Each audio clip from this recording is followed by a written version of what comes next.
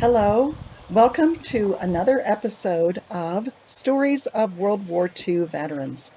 My name is Kayleen Reusser.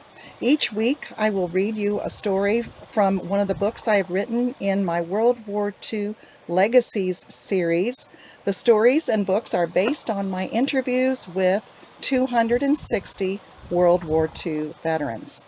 Today's story is taken from Book 3 in my World War II Legacy series. It is called We Gave Our Best. American World War II Veterans Tell Their Stories. And today's story comes from George Banky, who served in the Navy. "It's not fun being fired on in the middle of combat," said George Banky of Waterloo, Iowa. "That's what war is. You have to get yourself mentally fitted for it." During Operation Overlord, commonly known as the D-Day invasion, Banky and 17 other sailors volunteered for a special mission with the Navy's amphibious force. It involved a flat-bottomed boat called an LCF, Landing Craft Flak. "Our job was to go up and down the Normandy beach in an attempt to draw fire from the enemy during battle," said Banky. "We had small anti-aircraft weapons, but nothing big to defend ourselves. We were sitting ducks." A horde of U.S. Navy destroyers, cruisers, and battleships were positioned behind to help protect the smaller boat. During the heat of battle, the LCF cruised 24 hours a day for several days close to shore.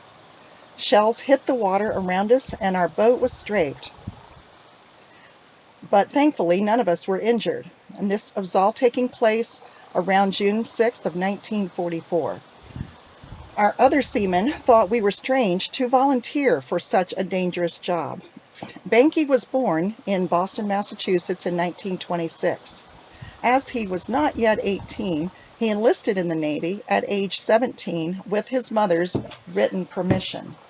After completing boot camp at San Diego, Banky was shipped to England in early 1944. He and thousands of other Allied troops trained for what scuttlebutt, or military gossip, said would soon be a major invasion of U.S. troops across the English Channel. That bit of scuttlebutt was true. The invasion of Allied troops on the beaches of Normandy, France, as part of Operation Overlord, would become known as one of the war's biggest battles. American troops persevered against tremendous attacks from German soldiers. They were dug in foot-thick gun emplacements on shore, so it was difficult to oust them, said Banky. Every night the Luftwaffe, which was the German Air Force, bombed the beach. Eventually, after the loss of thousands of lives on both sides, Allied forces gained ground, beating the Germans back. Banky's time in combat was not over. In February of 1945, he was transferred to the Pacific Theater and became part of the Allied fighting force at the tiny Pacific island of Iwo Jima.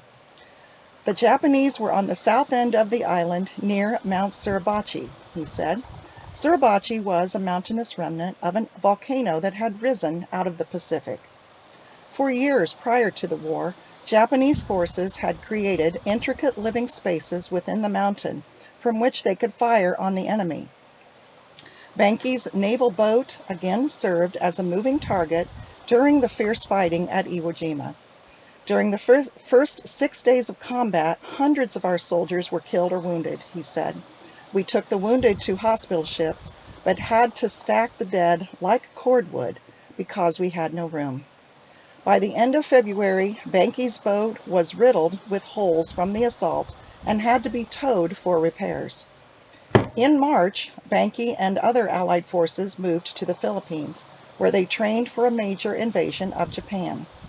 "Every island was loaded with Japanese soldiers," said Banky. "We kept alert for kamikazes and small bands of soldiers." Banky also served on the Marianas Islands, Tinian, and Guam. The Allies fought until August 1945, when the Japanese emperor finally surrendered.